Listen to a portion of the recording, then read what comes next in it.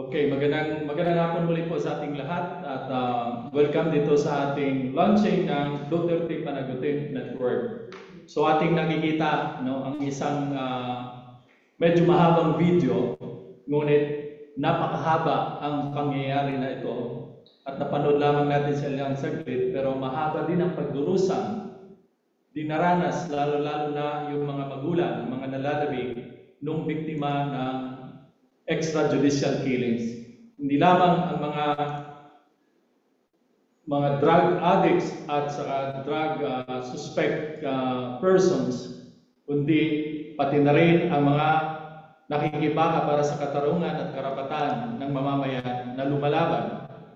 Marami din sa kanila ang pinatay sa pilitang inabda at hanggang ngayon ay hindi pa natin sila nakikita at naririnig. Kaya huwag na natin patagalin, simulan natin ito sa pagbibigay sa atin ng isang konteksto ng programa sa launching ng Duterte Panagutin Network. Ating i-welcome ang walang iba kundi si Paring Bert. Hi, hello. Magandang hapon po. Ano bang oras dyan? Magandang gabi. Si Paring Bert po, dito katatapos lang ng pagbibigay ko ng retreat sa mga Africans, mga Indians. Pero sabi ko nga, kahit malayo, magkadugtong pa rin ang ating mga bituka. No? Ah, nagpapasalamat ako at bumabati sa ating tropa na hanggang ngayon ay walang sawa. Kung walang sawa silang pumatay, walang sawa silang manggipit, mangloko, manlait, magnakaw, dapat mas wala tayong sawa sa pakikihamok, no? Naalala ko lang nung kailan tayo nagsimula nito, nung bandang election din, election 2016. May hindi inaasahang sumikat na kandidato, si Mayor Duterte. Medyo nalulungkot ako kasi pinabayaan talaga siyang kumandidato eh. Akala hindi siya tatakbo. Akala rin kung tatakbo man siya, hindi siya mananalo. Akala rin ng mga kalaban niya ay hindi siya ganun kasama. Pero grabe talaga. Pinabayaan na makawala ang ganitong uri ng pamamahala ng pinuno. So ang kampanya niya, sa dinami-dami ng mga problema, ang sabi niya, ang pinakaugat ng problema nito, droga. So doon siya nag-focus. At sabi niya, lilipulin niya ang mga adik na milyon-milyon at nakakagulantang pinalakpakan siya ng maraming tao. Maraming tao. Pati nga mga mga pari, mga madre, pati mga obispo, maraming bumilib eh. Maraming nabudol. Kasama na rin dyan, pati yung mga NGO, marami. Pati mga environmental activists. Di ba? Sa totoo lang. Oo, kasi nga, na medyo nayayamot din tayo doon sa ibang mga elitistang grupo. So baka sakali, baka merong dinadagdag na bagbabago ito. At magmula noong kampanya ay sa totoo lang, in fairness naman, honest naman siya. Yun naman yung kampanya niya. Ang sabi niya, wag niyo ako iboto kasi pag binoto niyo ako, magiging madugo. Mga tao, binoto pa rin siya. Nagbabaka sakali na baka biro lang yun. Pero nung nanalo na siya, unang-unang araw pa lang, yung 30 yung patay kaagad. At yung sa unang 6 o 7 buwan ng kanyang panunungkulan bilang presidente, nagkaroon na tayo ng average na 1,000 killings a month. Bawat isang buwan, mga average po natin ay 1,000 patay. At ang karamihan nun niya ay mga mahirap, nakatsinelas lang. Nagpapasalamat tayo at binigyan ng larawan ng muka para hindi matago ang mga biktima ng karahasang ito sa pamamagitan ng camera ng mga tinatawag na night crawlers. So doon, nakikita natin yung mga larawan ng mga biktima kasi mismong mga pulis ang tumatawag sa mga journalist. Sasabihin sa mga journalist, oy, punta kayo doon, may pinatay. Parang sinabi, may pinatay kami doon. At sa totoo lang, sa loob ng 7 buwan, honest naman yung mga pulis na kapag mayroong mga journalist na humihingi ng mga forensic report, police report, nagbibigay naman sila. So yun yung ano, magmula Hunyo, Hulyo, Agosto, ganyan, no? Ngayon, pero siyempre, sasabihin nila, eh baka biktima lang yan ng mga away ng mga sindikato, ng mga utak ng droga. Yung sinasabi na, hindi, gawa yan ng DDS, dinideny yan, dinideny. May patay, pero hindi natin alam kung sino yung pumapatay. May larawan ng mga natumba, pero hindi natin nakikita yung video ng pagpapatumba. Pero bandang July, nalabit na si Edgar Matubato. Andiyan dyan na, si Edgar Matubato. At bandang Agosto, nakarating na siya kay Laila de Lima na bagong senador noon. At sabi ni Laila, ilalabas natin ito sa Senate hearing. Bandang unang linggo ng Setyembre 2016, nandiyan na sa harap ng camera si Matubato at nandiyan din po yung si Trillanes. At sa totoo lang ho, yung Commission on Human Rights nababagabag din. Pero yung Commission on Human Rights nagsasabi na, ba't nyo inilabas agad yan? Eh, napaka-popular pa ni Duterte. Baka dapat ireserba muna yan. Kaya lang, ang sabi ano pa bang hinihintay natin kung may average na ng 1,000 killings per month?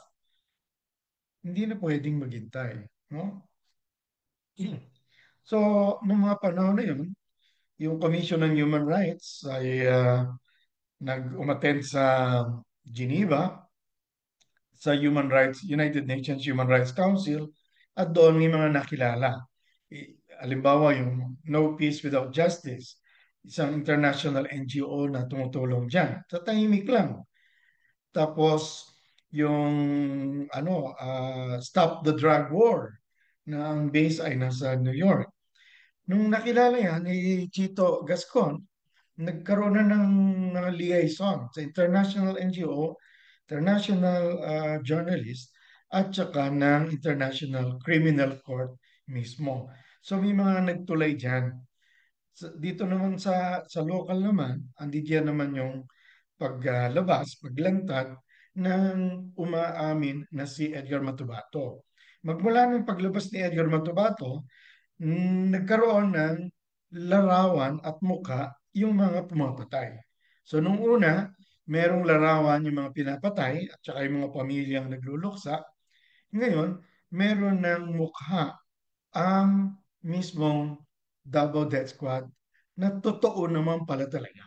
Sabi nung iba nung una, baka naman hindi totoo yung Davao Death Squad, pero ngayon meron umaamin na totoo ang Davao Death Squad at miyembro si Matubato noon at may iba pa siyang mga kasama. Tapos nung lumitaw siya sa Senate hearing, may binanggit siya mga pangalan. Ang ginawa ng Senate, pinatawag yung mga ibang pangalan, kasama na sila Las Cañas, Arturo Las Cañas, Bato, De La Rosa, pinatawag sila bayandang October. Take note, ano pa to 2016 pa to.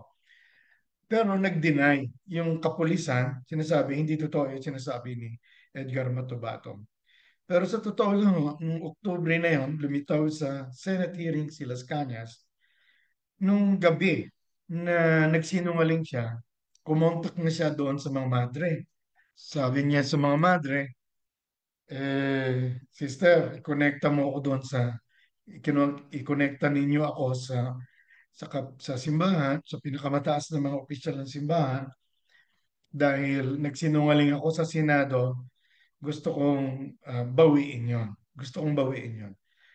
Sa totoo lang, handa naman talaga siyang magbunyag ng totoo. Kaya lang, wala pa siyang contact sa kung sino yung sasalo sa kanya kung talagang lalantad na siya. Pangalawa, December 16, mag-ano na siya magre-retire. So kailangan niya yung pension para meron, pagka lumantad siya, meron na siyang maiiwan doon sa kanyang pamilya. Kaya nga nung bandang Pebrero, siya naman ang humarap sa Senado. Nung una, nag-press conference siya. Pangalawa, umaten na mismo siya sa Senate hearing. Pero may mga senador na sinosopla siya, binabara para ipagtanggol si Duterte. Kasama na dyan si Senator Dick Gordon, sila Lacson, sila Cayetano.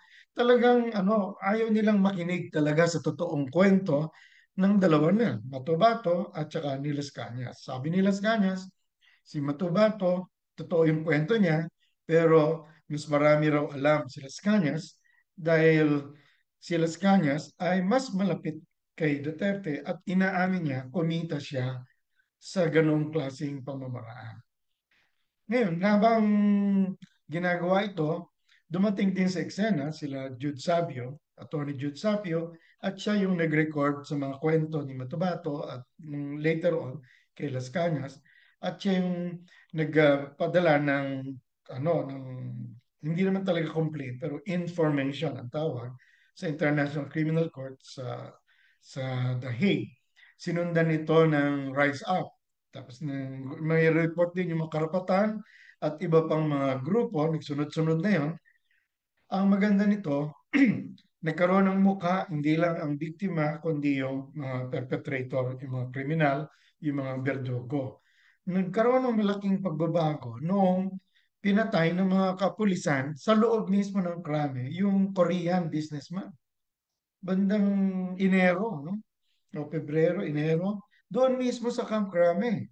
Doon, lalo nang naging international ang pagbabalita, hindi na pwedeng ikubli, hindi na pwedeng pagtaguan. Pero ang nangyari, mga pulis, hindi na rin sila nagsusurrender ng mga police report.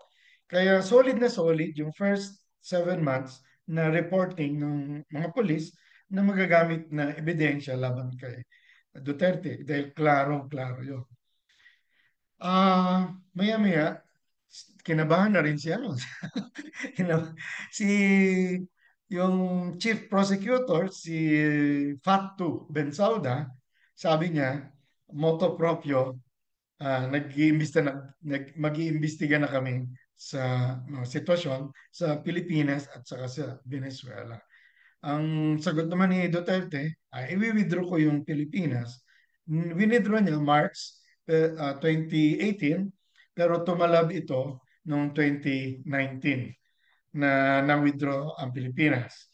Pero by that time, tuloy-tuloy na yung ating pakikipag-ugnayan sa International Criminal Court dahil sa nakita nating ginawa sa mga pambababoy ng mga senador sa mga kwento ng mga testigo, pag sabi natin ay walang mangyayari pagka ganyan. At wala rin mangyayari kung tayo ay doon pupunta sa husgado, kasi nga, ang mismong dapat na mag-provide ng mga ebidensya, yung police report, sila mismo yung mga may dugo sa kamay. Kaya ang nangyari ho, tuloy-tuloy yung paglalagay natin ng pag-asa sa ICC, samantalang may ginagawa rin tayo dito sa Pilipinas. Kahit na paano, gumagawa pa rin tayo ng mga pagsasakdal, sinisika pa rin natin, pero wala talagang nangyayari. Ang katunayan, nabaliktad pa nga ng judicial system natin na si Laila de Lima pa ang nakulong. Maling-mali. Patuloy na nagiging popular si Duterte at marami siyang nakukumbinsi. At maya-maya, parang kulang na yung camera. Wala na yung camera kay Matubato, kay Las Cañas. Medyo napapagod na rin yung iba. Sige, subukan lang natin. Pero ang nakakatuwa, later on, nagkaroon ng mga pagbabago, may iba pang mga lumantad na mismong sa loob ng mga galamay ni Duterte sila Garma, si Espinida, mga ganun, sila Espinosa. At ngayon, mas matibay ang ating paninindigan na talagang may dugo sa kamay ang Duterte at yung kanyang mga kasabwat, kanyang mga alipores. Kaya siguro dapat buhayin natin at huwag natin kakalimutan yung ginawang pag, tatapat ng mga biktima, ang lakas ng loob nila, sinundan ng mga may dugo sa kamay, ng mga berdugo, at meron pang iba, sila Asierto. Ah, ang tingin ko, dapat panagutin talaga si Duterte at meron tayong pagtitiwala na hindi ito basta galit lang, meron talaga tayong mga ebidensya. At sana po, sa pamamagitan ng mga diskusyon na katulad nito, hindi ito maging trabaho lang ng ilan na ano, kundi trabaho at paninindigan din ng buong sambayanan. Sana po ay yung iba na na na nabudol, medyo tanggapin na lang natin na nabudol tayo, na naakit tayo sa mga magagandang forma, pero sana tanggapin na natin. At wag na wag nating pabayaan na itong mga susunod, yung mga anak, yung mga alipores, sila ay patuloy na magtatanggol. Sa ngayon, huli na lang, alam natin na maraming mobilization ginagawa mismo sa The Hague, sa may harapan ng ICC. At malaking pera ang ginugugol dito. Organisado sila. Walang ganyang katumbas na pag-oorganisa at mobilisasyon yung mga oposisyon. Kaya hindi rin tayo dapat magpabaya. Kaya magandang may initiative itong sa Italia na sa larangan ng international mobilization, dapat meron din talagang gumagalaw. So muli, saludo sa ating tropa. Nasa tamang panig po tayo. At habang nagluluksa tayo sa mga namatay, habang nakikinig tayo sa ating mga nagtestigo, na sila mismo ay umaamin, sana po mapalaganap natin yung matuwid na pangatwiran at pagtulong-tulungan natin yung pagharap ng katarungan. Saludo po.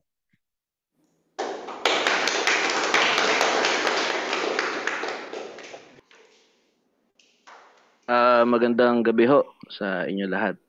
Ah, Unang-una ho ay nais ko hong personal na magpaabot ng pasasalamat sa grupo ng migrante.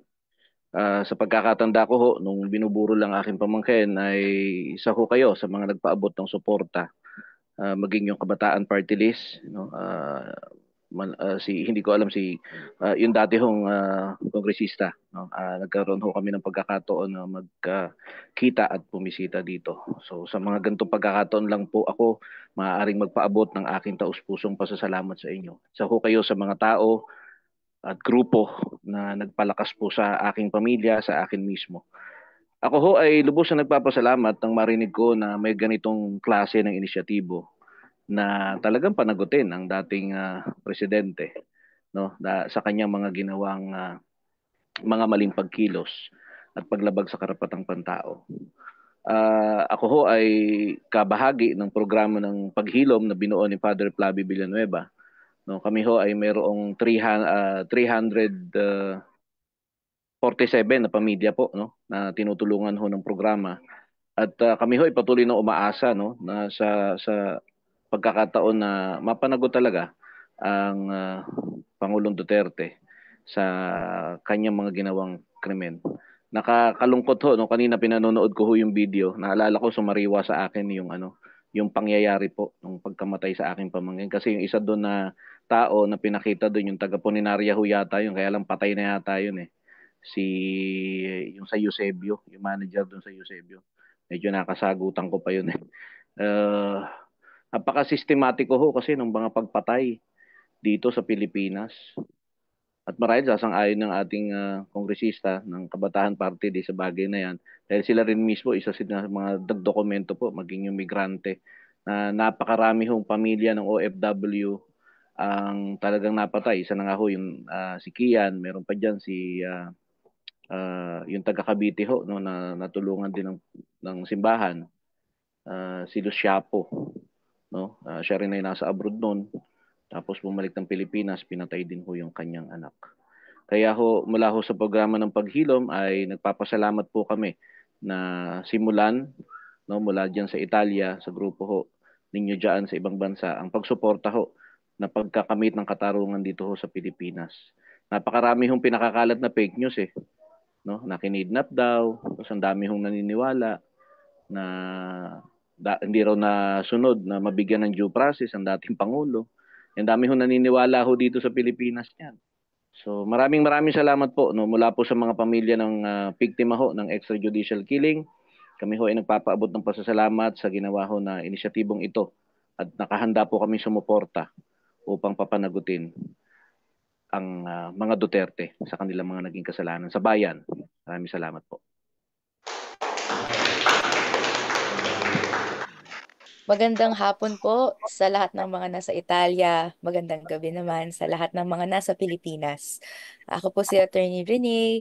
Ako po ang magiging susunod na representante ng kabataan sa paparating na 20th Congress. At magkaisa tayong lahat sa laban para makamit ang tunay na hustisya laban sa diktador at pasista na si Rodrigo Duterte, sa mga angkan niya na pilit pa rin kinukurakot ang pera ng taong bayan. Ginagamit ang kanyang pangalan para ipataas ang kanilang prestihyoso at patuloy na isiksik ang sarili nila sa kapangyarihan.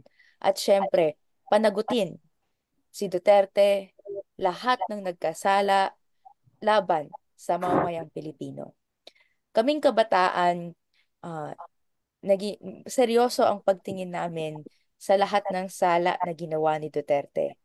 Nariyan na yung pinaka-primarya na kita natin na mismong naging instrumento para matanggalan kami ng kinabukasan. Ang war on drugs. Ang war on drugs na sa katotohanan ay hindi naman talaga ginamit para matigil ang pag-proliferate ng drugs sa bansa na isang health crisis, no? Bagkus pinotektahan pa ang mga drug lords. Ang katotohanan, illegal war against the poor ang ginawa ni Duterte. Walang habas, arbitrary na pamamaslang sa mga mamamayang Pilipino at nariyan din ang kabataan.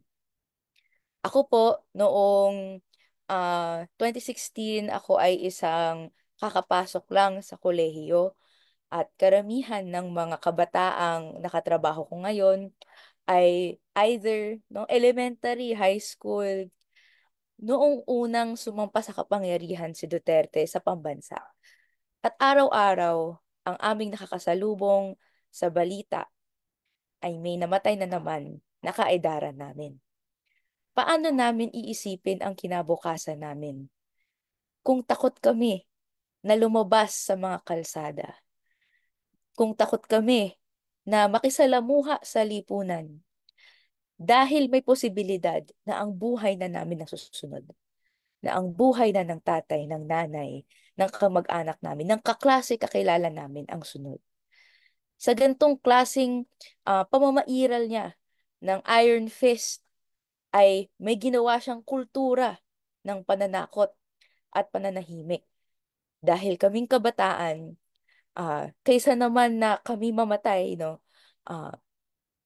natatakot kami at minsan ay iilan sa amin ay susunod na lamang even though may kaalaman kami na mali ang sinasabi niya at may dapat na gawin.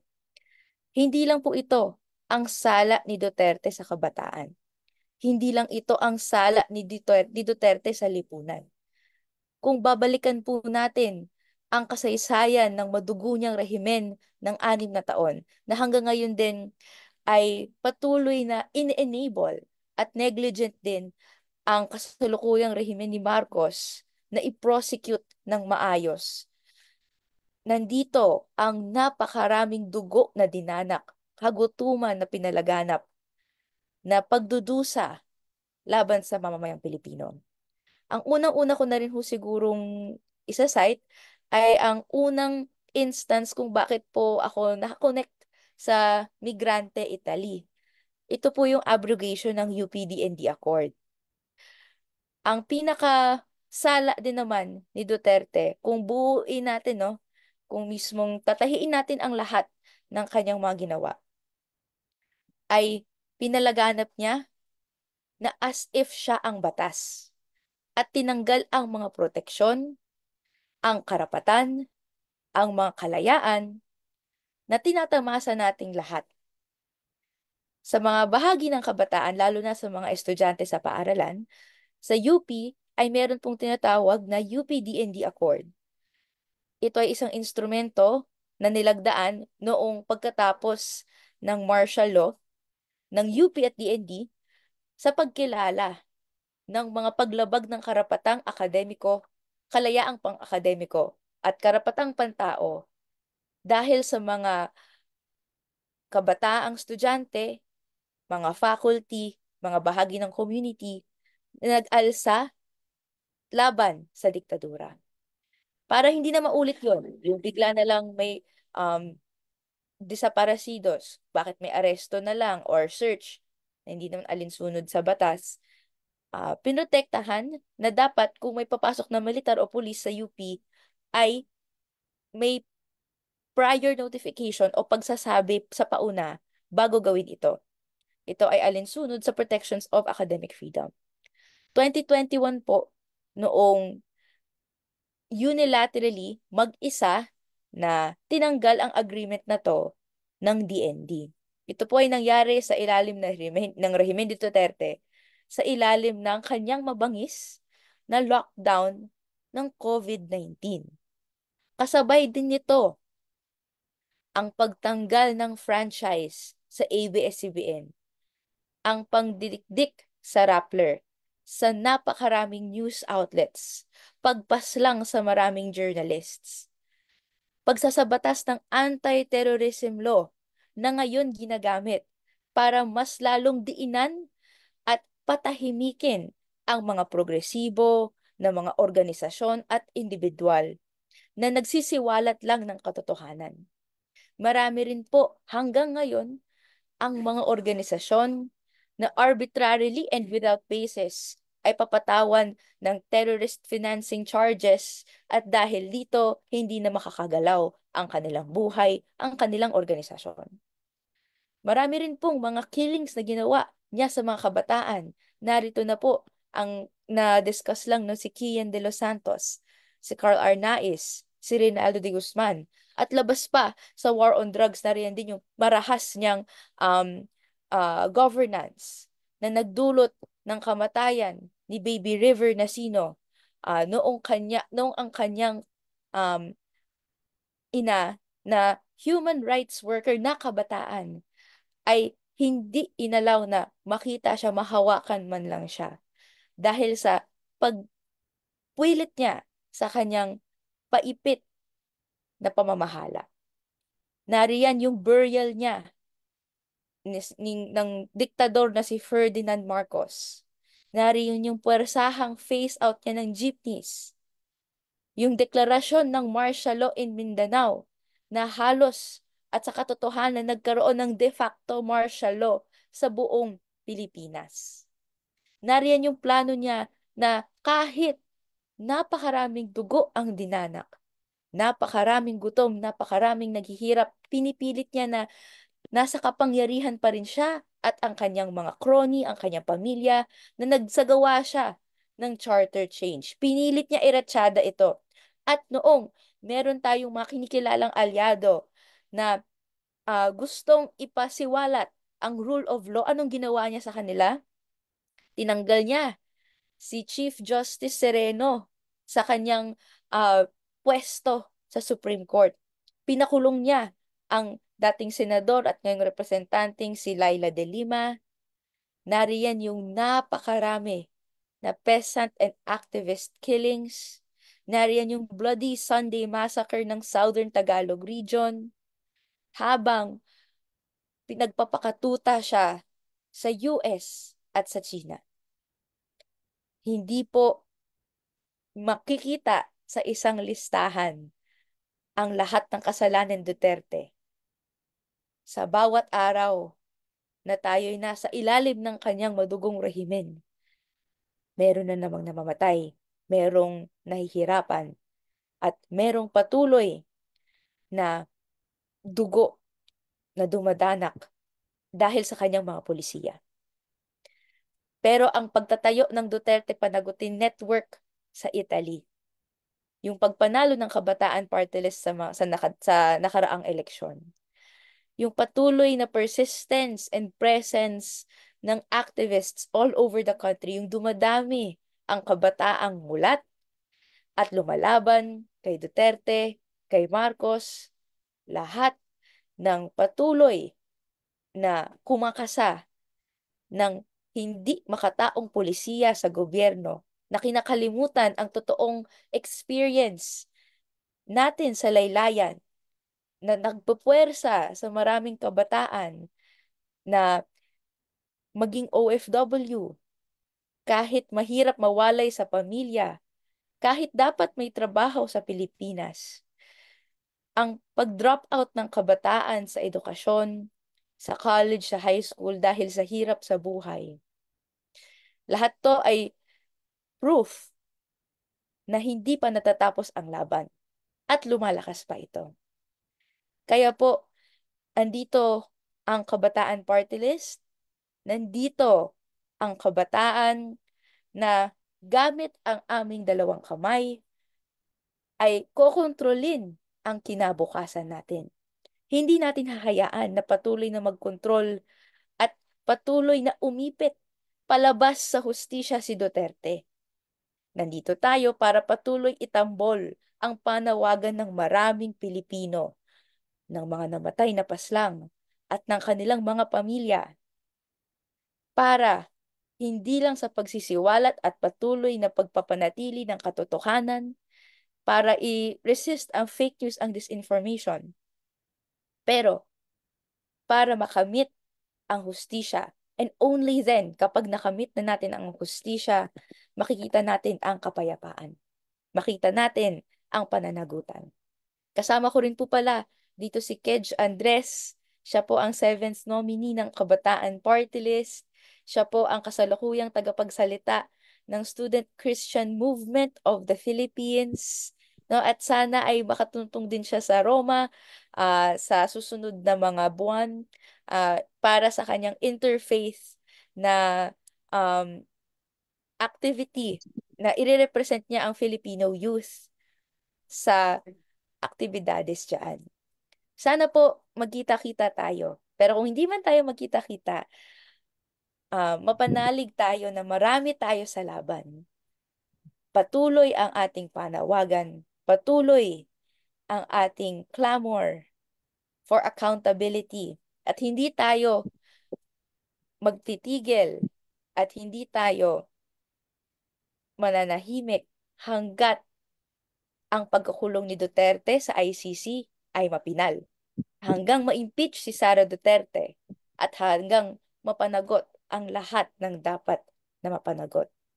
Maraming salamat po sa pagtatayo ng Duterte Panagutin Network sa Italy at patuloy ang pagkilos ng kabataan ng mamamayang Pilipino kung saan man tayo matagpuan hanggang sa tagumpay. Maraming salamat po.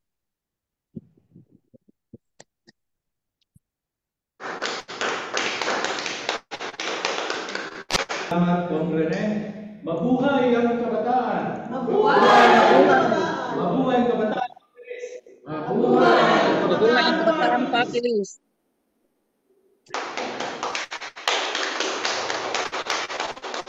So,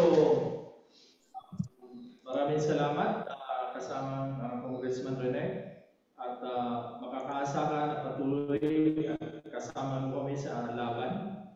At sa hapong ito, bigyan naman ulit natin daan ang isang pananalita mula sa ating kasama sa UK, United Kingdom. Welcome po natin ang chairperson ng Migrante Europe, kasamang Gary Martinez.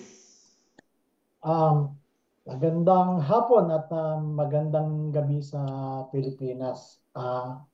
Mga kasama, mga kapwa migrante, nailatag na ang mga ebidensya, nailatag na ng iba't ibang sektor, taong simbahan, ng iba't ibang institusyon, mga individual, mga pamilya ng mga biktima, nasa ICC na si Duterte. Laban na yan ng legal. Pero tandaan natin, habang sabihin na natin llamado tayo sa legal dahil sa ebidensya, sa testigo, pero kailangan din natin magpakita ng lakas. Nakikita natin yung mobilisasyon ng mga taga-suporta ng dating Pangulo. Pinupuno nila yung harapan ng ICC at saka sa kulungan. Marahil magandang ipakita rin natin na may lakas tayo. At nung darating ng September 23, sa unang hearing, ay mainam na magpakita rin tayo ng puwersa at magkita-kita. Pero habang hindi dumarating yung araw na yun, mga kasama, mainam din na sabayan natin ang laban ng propaganda at sagutin ng fake news. Lumalabas uli ang mga video ng mga testigo ng kabila ng mga ng Duterte camp na sinasabi na intiyuhin nga daw ni Kian na isang kakilalang drug pusher or dealer sa kanilang lugar. So, lumalabas uli ito at magandang labanan natin din yung paglaban sa disinformation at fake news. Marami tayong magagawa. Sa mga simpleng salita, ay kaya natin silang pilayin.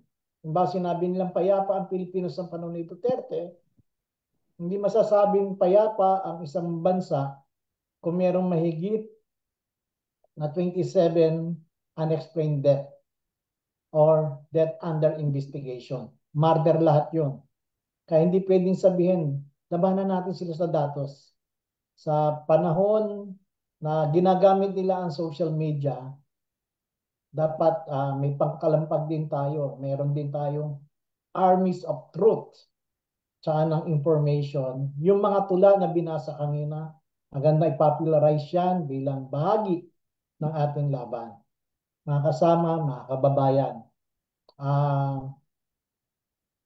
manda tayo sa laban hindi lamang sa September 23 yung sa legal. Tandaan natin may impeachment si Sara at yun na nga, may propaganda silang dead on arrival ng impeachment. Kapag hindi nating mapanagot ang mga Duterte sa impeachment at pagpapakulong sa kanya, mas malagim ang 2028 pag sila ang nakabalik sa pwesto. Yan, mga kriminal na yan, ay mas magiging halimaw pa ang mga yan. At gaganti ang mga yan sa mga naging kritiko, sa mga nagpakulong sa kanya, baka balikan pati ang mga pamilya ng biktima. Gawin natin ang ating magagawa. Magpalakas tayo, palakasin natin ang ating alyansa, pakita natin tayo ay tumitindig sa katotohanan, tayo ay tumitindig para sa katarungan. Kaya magkita-kita tayo sa September kung kakayanin ng bawat isa sa atin. Kita natin ang lakas ng katotohanan, ang lakas para sa katarungan. At para po sa Kabataan Party, sa ating representative, congratulations po. Talagang pag nakikita ko ang mga kabataan, may pag-asa talaga ang bayan. Dahil sa mahabang panahon na tumatanda rin naman ng mga nauna na sa atin. At habang may kabataan na papalit, sigurado, lagi may pag-asa ang bayan. Magandang hapon at magandang gabi at tuloy po ang ating laban mula sa Migrante Youth.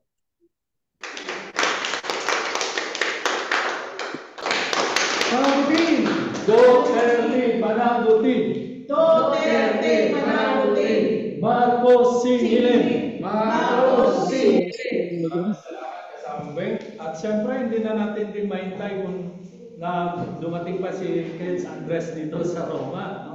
Bagamat ilang linggo na lamang dahil magkakaroon ng interfaith conference. So, maaari natin yan ang konting pananalita mula din sa representative ng Kabataan Party List, ang ating congressman sa darating na 20th Congress, Keds Andres. Keds?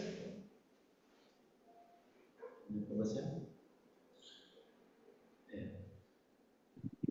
Hello po. Ay, hindi po ako yung uupong congressman. Pero ako po yung naging seventh nominee po ng Kabataan Party List at currently na chairperson po ng Student Christian Movement of the Philippines, mga grupo po ng mga kabataang taong simbahan dito sa Pilipinas na naninindigan para po sa karapatang pantao.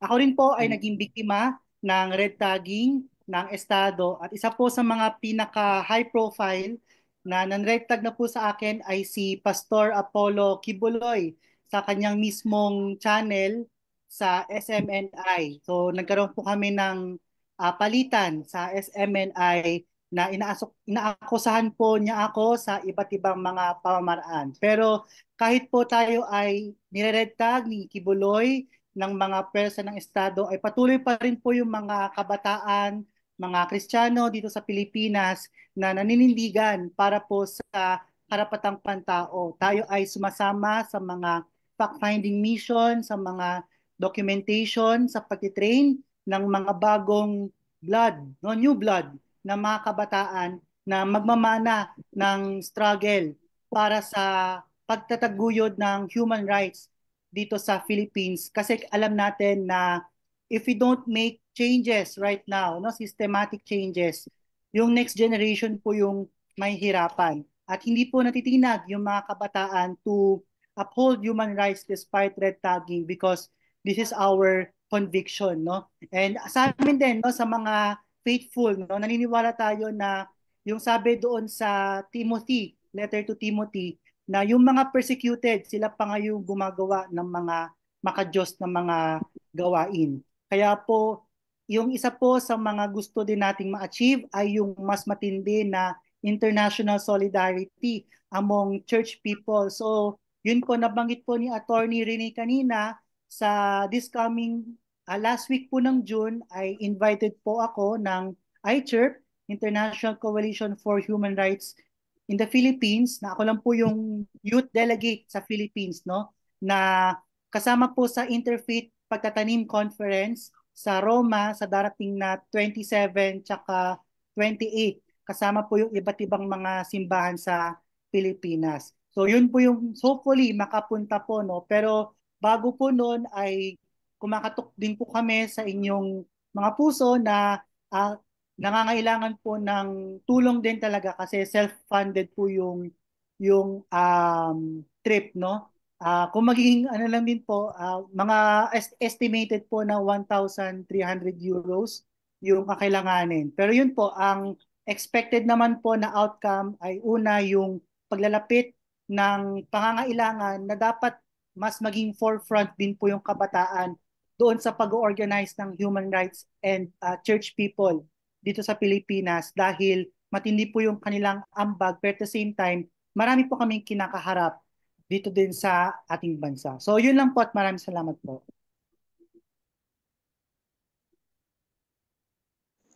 Okay, maraming salamat. Ace Andres mula sa SCMP Philippines. So, sa pagtatapos ng ating launching ng Duterte Panagutin, nais ko lamang bigyan din ng mga mahalagang puntos kung bakit nga ba natin ito itinayo. Hindi lang ito nagtatapos sa tagpong ito, kundi ito lang ay simula ng ating paglalakbay at hindi lang din magwawakas hanggang sa dahig o hanggang tuluyan na may serve ang sentensya kay Duterte at sa mga iba pang kasama sa mga karasan na naganap sa ating bayan. Kundi patuloy pa rin ang paninindigan natin dahil alam natin na isa lamang ito sa mga tinig ng ating bayan at napakarami pa sa ating nakikita sa hinaharap. Pero sa mga unti-unti nating pagkilos, nakikita natin na nakakamit natin ang mga tagumpay sa unti-unti. Kaya hindi dapat tayo mawalan ng pag-asa. Nasa taon po tayo ng paglalakbay tungo sa pag-asa. Ito yung Jubilee, ang konsepto ng Simbahang Katoliko na kung saan ay sinimula ni Pope Francis. Ngayon ay taong Jubilee. Ang tunay na Jubilee ay hindi lamang isang pagdiriwang masaya, kundi higit sa lahat ito'y tunay na pagdiriwang ng unang ng hustisya.